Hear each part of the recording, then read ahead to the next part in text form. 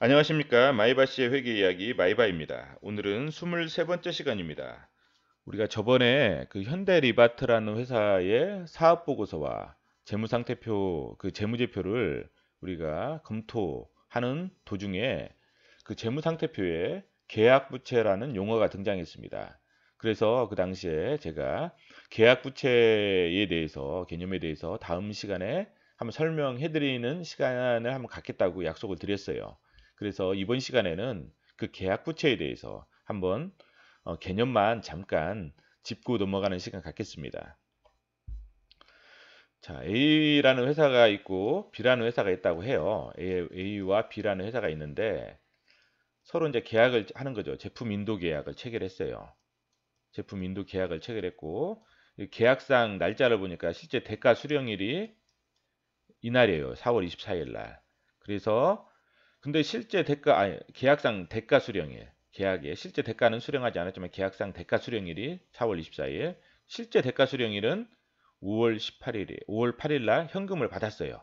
현금을 5월 22일 날 실제 제품 인도일이에요. 5월 22일 날. 자, 우리가 이 계약을 취소 가능한 계약인 거하고 취소가 불가능한 계약인 거하고 나누어서 한번 설명을 해 볼게요.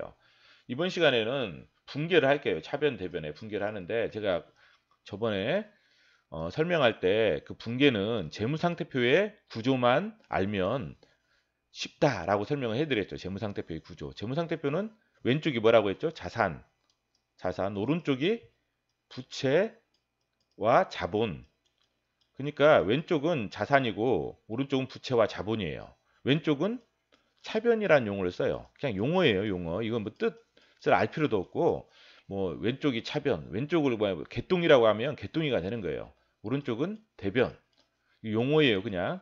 왼쪽 오른쪽을 회계상 용어로 차변 대변이라고 이렇게 하는 거지 뭐 어떤 거창한 뜻이 있는 건 아니에요. 자, 그래서 왼쪽 차변에는 자산이 증가하는 거래는 무조건 왼쪽에다 쓰면 돼요. 차변에 자산, 차변에. 그다음에 부채가 증가하는 거래는 오른쪽 대변에 쓰면 되는 거고. 자본이 증가하는 거래도 오른쪽 대변에 쓰면 되는 거예요.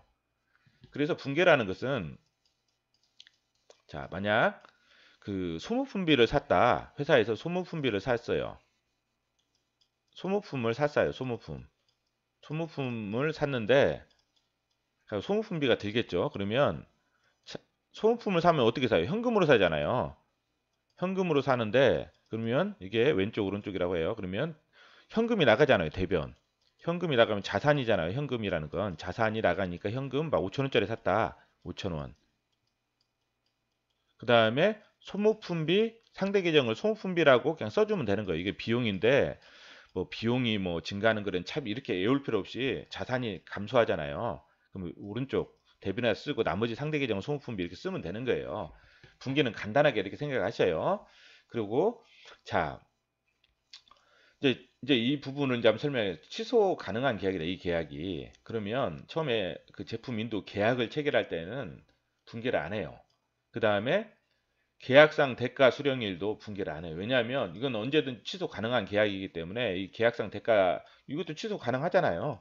그렇기 때문에 이날도 안 해요. 그래서 실제 대가를 수령한 날 5천 원을 받았다고 쳐요. 5천 원. 그러면 제품 인도도 이거 5천 원짜리예요. 5천 원짜리 계약이에요. 5천 원짜리 계약. 자, 현금 5천 원. 현금은 뭐예요? 자산이죠. 자산. 현금은 자산이에요. 자산이 증가하는 것은 왼쪽 차변 쓰고 그다음에 부채가 나와요. 부채. 계약 부채가 뭔지는 모르지만 이때 나오는 게 계약 부채 이 개념.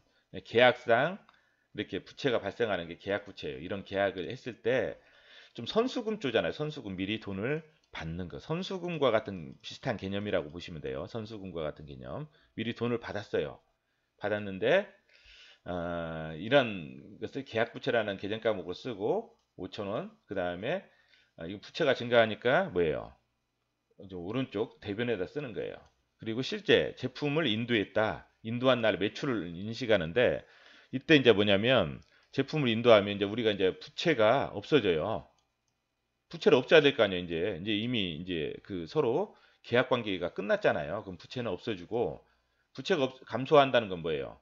부채가 감소한다는 것은 차변에다 기록한다는 거. 부채가 감소하니까 차변.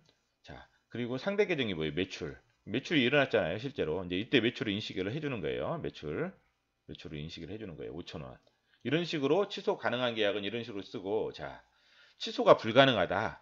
이때는 이제 어떤 식으로 하냐면, 계약 시점에는 인식을 안 해요. 붕괴를 안 하고, 계약상 이게 취소가 불가능하기 때문에 대가를 수령한 날, 수령일은 이때 이제 붕괴를 해주는 거예요. 이때는 뭐냐면 돈을 못 받았잖아요. 못 받았기 때문에 수취채권, 이게 받아야 될 채권, 수취채권으로 하고, 이때 이제 계약부채가 나타나는 거예요. 계약부채.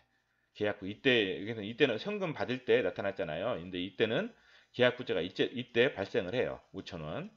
그런 다음에 현금 수령할 때는 뭐냐면 이 수취채권 있죠. 받아야 될 채권이 우리가 이제 줄어드는 거예요. 이게 줄어들고 이게 자산이잖아요. 매출채권이나 마찬가지예요. 매출채권에 포함되거든요. 매출채권에는 외상매출금과 받으러움, 거기다 이제 수취채권도 매출채권이라고 보시면 돼요. 그래서 이 수취채권이 줄어들고 이게 자산이니까 이건 자산이 증가하는 거고, 이건 부채가 증가해서 대변, 근데 자산이 줄어드니까 대변으로 가고 5,000원. 그 다음에 현금이 들어오는 거죠. 현금은 자산이죠. 자산이 증가하는 거니까 5,000원. 자, 그 다음에 이제 서로 이제 계약 관계가 매출이 발생하면서 끝났어요. 끝났기 때문에 계약 부채도 없어져야 돼요. 이제 없어져야 되죠. 계약 부채 없어지고 매출이 발생할 때 계약 부채는 없어진다. 그래서 계약 부채는 이 계약상 발생하는 부채인데 보통 좀 선수금 개념이다라고 생각하시면 돼요. 선수금. 미리 돈을 받는 거. 미리 돈을 받는 거. 근데 이제 취소 가능한 계약에서는 그 현금을 받을 때 계약 부채가 발생하고, 취소가 불가능한 계약일 때는 그 계약상 대가 수령일에 수취 채권, 그러니까 받을 수 있는 채권과 부채를 같이 기록을 해요.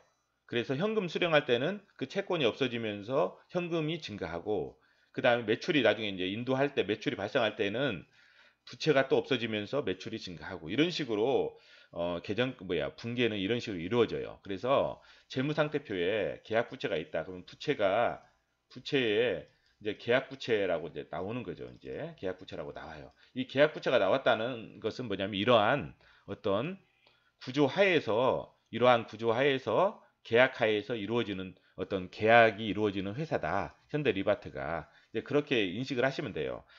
이 계약 부채 중에서 이제 업종별로 아주 계약 부채가 중요한 업종이 있어요. 계약 부채가 중요한 업종이 뭐냐면 보험 업종 같은 경우는 이제 보험 계약 부채라고 해서 이 보험 계약 부채가 많아요. 이 많고, 그래서 이제 이 보험 계약 부채 같은 경우는 이걸 갖다가 보험 계약 부채를 갖다가 어떤 보험 적립금이나 지급 준비금 등 여러 가지 뭐 적립해 둬요. 그래서 뭐 보험 적립금 할 때 이제 적립을 하면서 이제 여러 가지 투자를 해버리는 거죠. 그래서 투자 수익도 이제 발생하고, 그래서 좀 보험업종 같은 경우는 이 보험 계약 부채가 상당히 중요하고, 일반 업종 같은 경우는 계약 부채가 그렇게 뭐 중요한 어떤 그러한 개념 과목은 아니에요. 단지 이제 개념만 우리가 재무상태표 읽을 때 모르는 개념이 나오면 찝찝하잖아요.